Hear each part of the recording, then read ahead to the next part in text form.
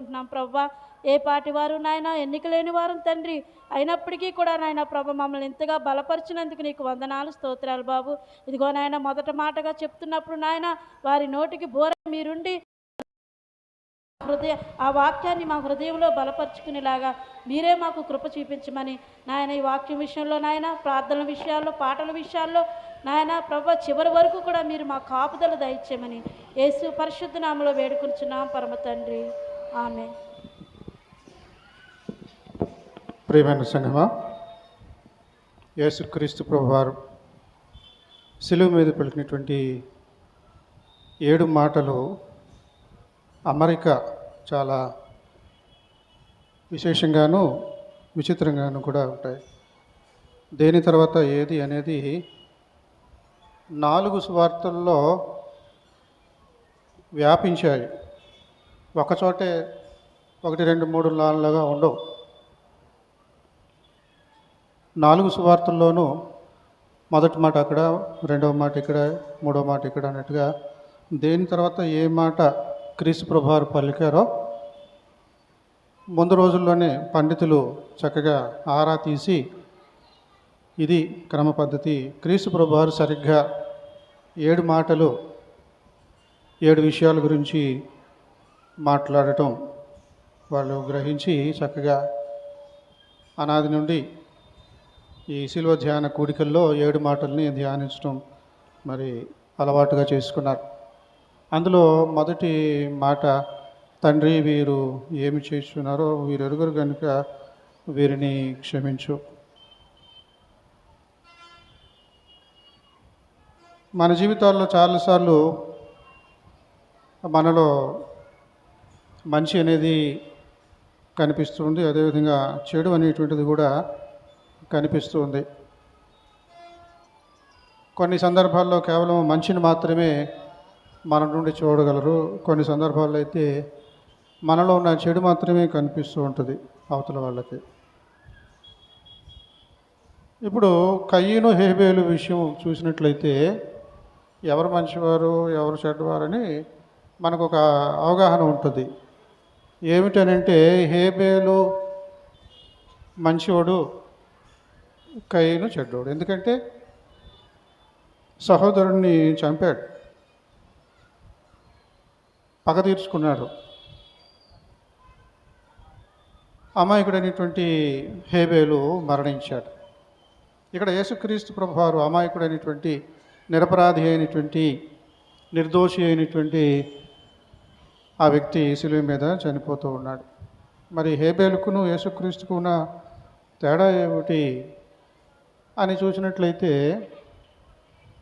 ఆదికాండంలో ఒక మాట ఉంటుంది, హేబేలు రక్తము నాకు మొరపెట్టింది అని. ఏమని మొరపెట్టుంటో చెప్పండి. నన్ను అనవసరంగా అన్యాయంగా చంపేశాడనే కదా చెప్తాడు, ఇంకేం చెప్తాడు? క్షమించని చెప్పుంటాడా? అన్యాయంగా నన్ను చంపేశాడు, అక్రమంగా నన్ను దుర్మార్గంగా నన్ను చంపేశాడని ఆ రక్తము మొరపెడుతూ ఉన్నది. కానీ ఇక్కడ యేసుక్రీస్తు దానికి పూర్తి భిన్నంగా ఉంటూ ఉన్నాడు. తనకు కలిగినటువంటి శ్రమను బట్టి, తనకు కలిగినటువంటి వేదనను బట్టి, అవమానాన్ని బట్టి మరి పగ తీర్చుకునేలాగున పరలోకపు తండ్రికి మొరపెట్టాలి. నా వేదన నువ్వు చూస్తున్నావు కదా, మరి దీనికి నీ ప్రతిస్పందన ఏమిటి? కనీసం అలాగన్నా అడగాలి. కానీ క్రీస్తు ప్రభువారు అదేమీ అడగకుండా, తండ్రి వీరేమి చేస్తున్నారో వీరు ఎరుగురు కనుక వీరిని క్షమించు. ఆదాము హవ్వలకు కూడా సమస్య ఇదే. వాళ్ళకి సభ్య సమాజం లేదు. ఆ ఇంటి పేరోళ్ళు, ఆ కులం వాళ్ళు, ఆ మతస్థులు, అది ఇది అని తేడాలు ఏమి లేవు, ఇద్దరే ఉన్నారు. ఏది మంచి ఏది చెడు అవగాహన చేసుకునేటువంటి అనుభవం వాళ్ళకి లేదు. అనుభవపూర్వకంగా మనం ఎదుగుతాం, మన జీవితంలో పాఠాలు నేర్చుకుంటాం, అనుభవంతో మనం పాఠాలు నేర్చుకుంటాం. బడిలో నేర్చుకునే పాఠాల కంటే అనుభవంతో నేర్చుకునే పాఠాలే చాలా విలువైనవిగా మన జీవితాలకు ఉంటాయి. మరి ఆదాము అవ్వలు అనుభవపూర్వకంగా ఉండి ఇది మంచి కదా, ఇది చెడు కదా అని చేసేలాగా లేదు వాళ్ళ పరిస్థితి. వాళ్ళ విషయంలో కూడా తండ్రి వీరేం చేస్తున్నారో వీరు ఎరుగురు కనుక వీరిని క్షమించు అని తన కుడిపార్శ్వమున ఉన్నటువంటి యెహోవా దేవునికి కుడిపార్శ్వమున ఉన్నటువంటి యేసుక్రీస్తు ప్రభువారు అప్పుడే చెప్పి ఉంటాడు. అవును కదా? అయితే ఒక పని చేయి, బదులుగా నిలిచావయా, బాధ్యత గెలిచావయా, వాళ్ళకు బదులుగా నువ్వు శిక్ష అనుభవించాలి. వాళ్ళు తెలియక చేశారంటున్నావు కదా, చేసింది చేసినట్టే, నష్టం నష్టమే, నష్టపరిహారం చెల్లించాలి. నష్టం జరిగిపోయింది, సృష్టిలో నష్టం జరిగిపోయింది. ఆదాము అవ్వ నీ వలన భూమి శపించబడింది. ఇదిగో నువ్వు ప్రసవ వేదనతో పిల్లల్ని కంటావు, మరణావస్థలో పిల్లల్ని కంటావు. మీరు చక్కగా చెట్లకి కోసుకుంటూ ఉన్నారు, చక్కగా పళ్ళు ఇవన్నీ కూడా తింటూ ఉన్నారు. అంటే మీరు మొక్కలు నాటి సేద్యం చేసి చెమటోర్చి ఇంటికి పంటను తీసుకురావట్లేదు, చక్కగా చేతికి దొరికింది తింటా కూర్చున్నారు. మీరు చేసిన ఈ తప్పుకు శిక్ష అనుభవించాలి, మీరు చెమటోర్చి సేద్యం చేయాలి. ఈ రకంగా పరలోకపు తండ్రి వాళ్లకు శిక్ష విధించాడు. ఆ విధంగా మరి ఏదైనా తోటలో ఉన్నటువంటి వృక్షం వలన వీళ్ళకి ఏమి జరిగిందంటే తెలియక అన్నట్లుగా తప్పు చేశారు. అనుభవపూర్వకంగా ఉంటే ఇంకొకసారి ఆ తప్పు చేయరు. ఇంకా మనం చూసినట్లయితే ఏ చెట్టు వలన వాళ్లకు మరి ఈ మరణము ఈ శాపము వాళ్ళ జీవితాన్ని ఏలుతున్నదో అదే చెట్టు వాళ్లకు జీవవృక్ష ఫలంగా అందించబడుతుంది. అది ఎప్పుడు అనంటే నీకు సాధ్యపడనిది నీకు బదులుగా నీ సంతానము, ఇదిగో పరలోకపు తండ్రిని నా జనితేక కుమారుణ్ణి స్త్రీ సంతానముగా లోకానికి పంపిస్తున్నాను. ఆ రకంగా క్రీస్తు ప్రభువారు అది ఎవరి పాపమైనా ఎలాంటి పాపమైనా క్షమించడానికి ఆయన నరావతారం ఎత్తాడు. ఈ ఒక్క మాట క్రీస్తు ప్రభువారు మాత్రమే చెప్పగలరు. ఇతరులను క్షమించమని పరలోకపు తండ్రికి ప్రార్థన చేయడం, ఆ అర్హత ఒక యేసుక్రీస్తు ప్రభువారికి మాత్రమే ఉన్నదని గ్రహించాలి. ఎందుకంటే మనము కొన్ని వ్యాధులు ఉంటాయి మనకు, షుగర్ వ్యాధని అదని ఇదని, వంశపారంపర్యంగా వచ్చే వ్యాధులు అని పిలుస్తారు. కొన్ని వ్యాధులను తల్లిదండ్రులకు కానీ తాత ముత్తాతలకు కానీ ఉంటే మనకి అది వచ్చేస్తుంది. పాపం అనేటువంటిది కూడా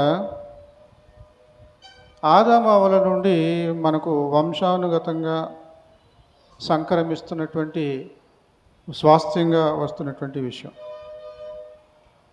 కాబట్టి మనము పుట్టుకతోనే పాపమునకు వారసులుగా పుడుతూ ఉన్నాము, పాపాన్ని వారసత్వంగా తీసుకొని బ్రతుకుతూ ఉన్నాము, పాపాన్ని వారసత్వంగా అనుభవిస్తూ ఉన్నాము. కాబట్టి ఒకవేళ మంచి మనసుతో ఒకరిని క్షమించుతున్నాము అని అంటే అది ఎంతవరకు మనకి కూడా ఒక లిమిట్ ఉంది. మనము పాపులమై ఉండి ఇంకొకరిని పాపుల్ని రక్షించే ఆ అర్హత మనకున్నదా అన్నట్లుగా మరి మానవ జీవితాలు ఉన్నాయి. కానీ యేసుక్రీస్తు ప్రభువారు ఆ విధంగా కాదు. పాపమును ఎరగనటువంటి వాడుగా పాపుల కొరకు బలియాగం అవడానికి, శిలువ మీద చనిపోవడానికి వచ్చినటువంటి వాడుగా ఈ రోజున పస్కా బలి ఆ పండుగ రోజున లోక పాపమును మోసుకొని పోవు దేవుని గొర్రెపిల్లగా మన పాపాలు క్షమింపబడడానికి శిలువ మీద వ్రేలాడుతూ ఉన్నాడు. అందులో మొదటి మాట, తండ్రి వీరేమి చేయుచున్నారో వీరెరుగురు కనుక వీరిని క్షమించు. మనకు ఈ 2000 సంవత్సరాల తర్వాత ఈ బైబిల్లో ఉన్న మాటలని, వేదాంతం అని ఒక అవగాహనతో ఉంటూ ఉన్నాం. అప్పుడు ఆ రోజుల్లో పరిస్థితి ఎలా ఉంటుందో ఒకసారి ఆలోచించి చూడండి. క్రీస్తుని గురించినటువంటి అవగాహన ఏమాత్రం ఉంటుంది ప్రజలకు? యేసుక్రీస్తు ప్రభువారు దేవుడు అని అనుకుంటారా వాళ్ళు? కళ్ళ ముందు తిరుగుతూ ఉన్నాడు, ఒక స్వామిలాగా, ఒక గురువులాగా తిరుగుతూ ఉన్నాడు. మరి ఇతడు దేవుడు, ముఖ్యంగా యూదుల సాంప్రదాయ ప్రకారంగా అలాంటివి పెట్టుకోరు. మన దేశంలో అయితే దేని పడితే దాన్ని దేవుడు అంటూ ఉంటారు. చెట్టుని, పుట్టని, పావును, తేలును, ప్రతిదాన్ని దేవుడు అంటూ ఉంటారు. యూదులకు అలాంటిది లేదు.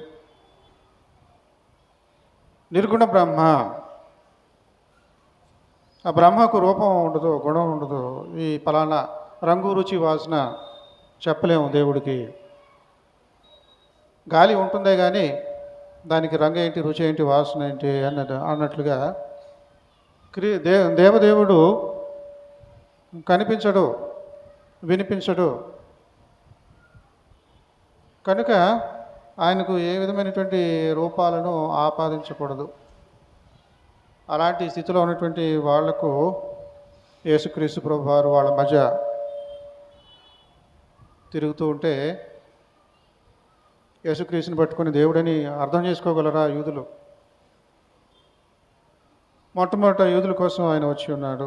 తర్వాత సమరయ, గలిలయ, బూదిగంతల వరకు ఉన్నటువంటి సమస్త జనులు శిష్యులు కావాలని, అందరూ కూడా రక్షణ పథంలోనికి రావాలని ఆయన ఈ భూలోకానికి వచ్చాడు.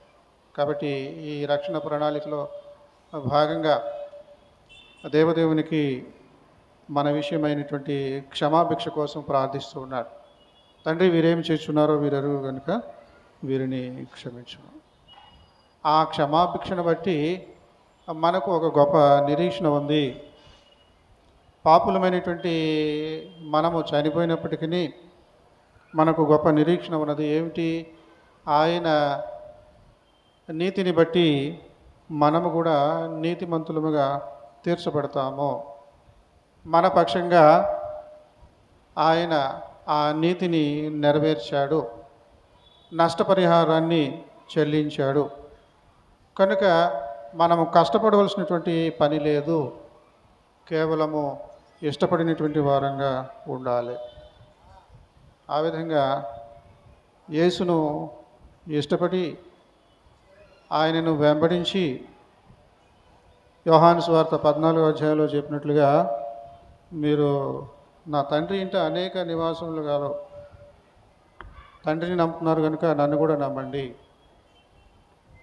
అంతవరకే చెప్పగలడు. ఎందుకంటే నేనే దేవుడిని, చూడండి నేను అద్భుతాలు చేస్తానంటే కుదరదు. మీరు నా తండ్రిని నమ్ముతున్నారు కనుక, యెహోవాను నమ్ముతున్నారు కనుక నన్ను నమ్మండి, నేను అక్కడి నుండి వచ్చాను. ఈ రకంగా కాబట్టి 7 మాటలు ధ్యానపూర్వకంగా ప్రతి సంవత్సరం ధ్యానించడం వలన ఆత్మీయమైనటువంటి మెరుగైనటువంటి ఆలోచనలతో, సమర్పణ జీవితంతో మన క్రైస్తవ విశ్వాస యాత్రను ముందుకు సాగిస్తూ ఉన్నాం. కాబట్టి ఇంకా 6 మాటలు ఉన్నాయి. అవి కూడా మనం చక్కగా ధ్యానం చేసి దేవుని మహిమపరిచి ఆయన ఆశీర్వాదాలు అందుకుందాం.